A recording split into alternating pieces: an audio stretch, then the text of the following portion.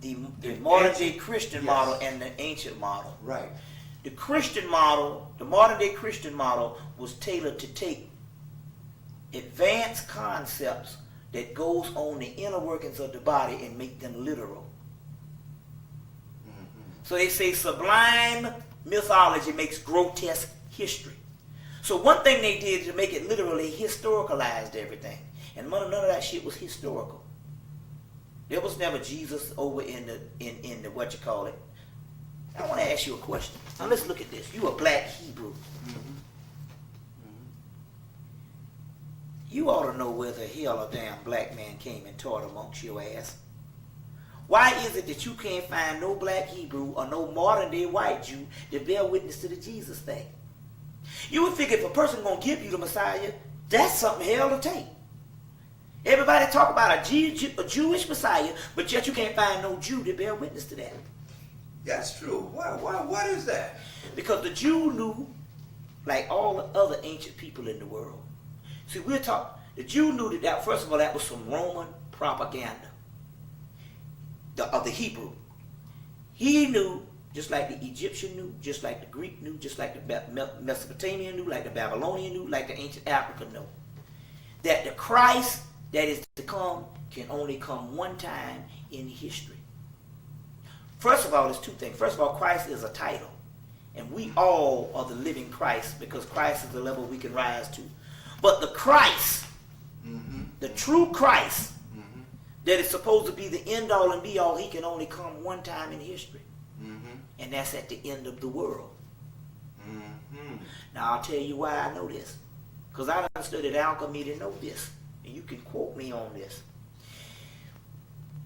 When the true manifestation of Christ comes, the physical earth would cease to be. For the mere fact that we got a physical earth, whatever teachers or whatever couldn't have been the true Christ. The Hebrews knew this. The Hebrews said, wait a minute, hold on. We get our origin in Egypt. And the Egyptians knew like everything else. Horus comes. And Horus comes to kill. To kill? To kill. Oh, Horus comes to kill. Kill. The true Christ never taught love. That's some Roman bullshit to keep a people docile.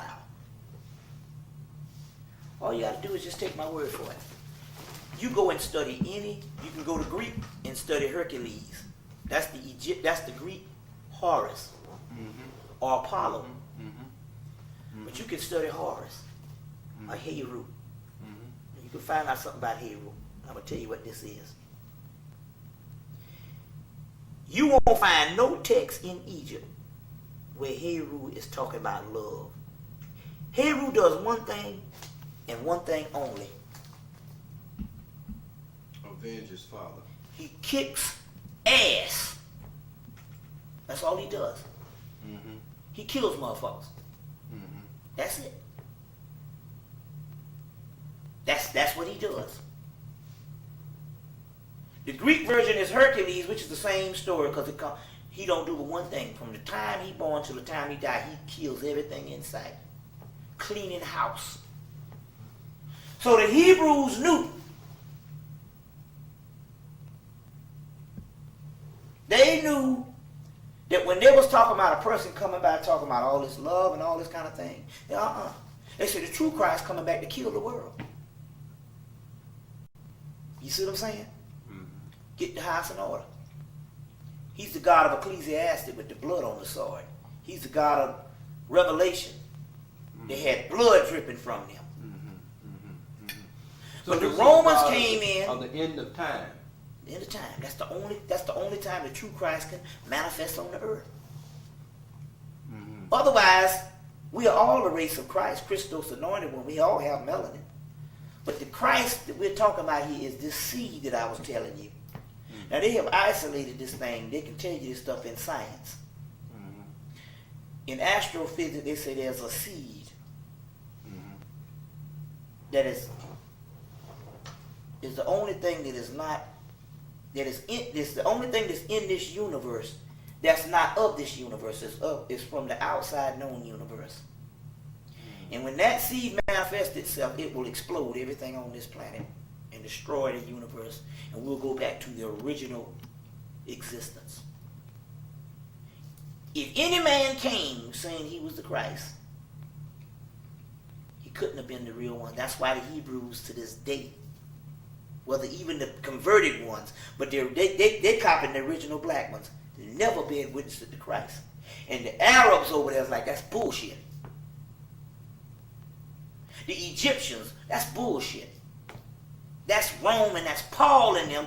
Because what Paul and them was trying to do was trying to get the monopoly on the Christ that everybody in the world had.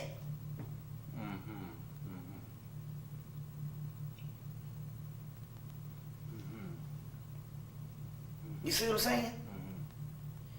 And the Romans say if we can get the monopoly on this Christ, we can rule the world with this thing. You see what I'm saying? So they literally tried to corner the market on the Christ that was all around the world. It is irrational for a Japanese man to worship a Jewish savior. It is irrational for a blue-black African to worship a white man. Just as it's irrational for an Eskimo to worship a black man, where everybody in their mythology got the same Christ. But the Romans came in because they wanted to dominate the world. And they tried to get the monopoly on the Christ by saying that this is the only true Son of God. And basically this person just comes up and tell you to do all this love and all this crazy thing. But guess what? The text came up in 1945. The true Christ, the one that comes from the Coptic Horus. He don't say none of that shit. In the Gospel of Thomas, it was like, which is when they got out of the library, they took out a Conference of Nicaea. It's found in these in this text. In the Gospel of Thomas, he says, they say, Christ, tell us what kind of diet you want us to go on. He said, don't lie. Why do what you hate? Blessed is the man who eats the lion. Then the lion becomes a part of the man. Cursed is the man to get eaten by the lion, and a man becomes a part of a lion. He goes on, they say, tell us about the kingdom of heaven. He said, you'll know the end when you know the beginning. Shit, you done lost the knowledge to the beginning. They well, then they said, they told about, tell about the end. He said, you know the end if you know the beginning. They said, tell us about the kingdom of heaven. He said, heaven is all around you, but you drunk, you can't see it because you're looking for these two eyes, and you ain't looking with the spiritual eye. This person in here is a straight up revolutionary. A no-holds-barred person that don't even deal with the crazy stuff. You see what I'm saying? So clearly the text that they dug up in 1945 that dates back to Coptic Egypt and only in the Meta Netta is a totally different thing.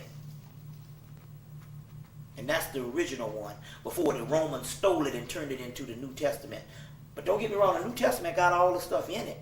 It's just that for the first time you can't go by page for page, but you can go into the pages and find the same stuff.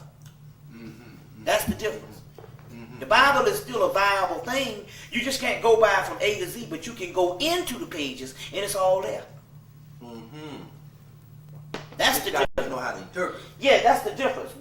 You can't go by the basic theology that's drawn up from the Freedmen's Bureau, which is the way they was going to teach slaves. And that's what we still on now.